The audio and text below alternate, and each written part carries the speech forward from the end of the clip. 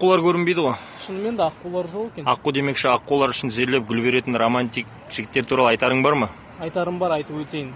Бос уақытын досына емес, қызына мүлдем арнайтын. Қоңырау шалсаң жауап бермей, телефонын алмайтын. Анасыз деп қайт дегенде үйіне де қонбайтын. Тыңдамасаң сөзінді боласың адам оңбайтын. Қыз дегенде бәрін тастап жанын пида ететін. Іздегенде сылтауларын миға симай кететін. Гүлсақина түрлі сыйлық атауларын беретін, содан кейін жігітпін деп көкіректерін керетін.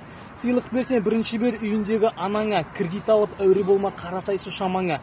Сыйлық берген қызың сенің ата-анаңды бағама, келін болып қызмет етіп шаңырағыңа барама.